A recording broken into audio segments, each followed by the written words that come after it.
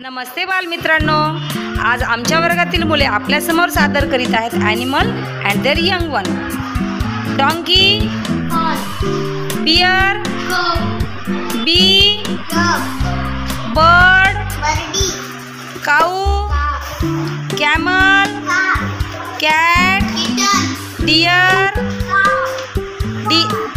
Dog, duck, spider, eagle, pig, owl, snake, elephant, frog, goat, hen, horse, fox, kangaroo, lion, rabbit, sheep.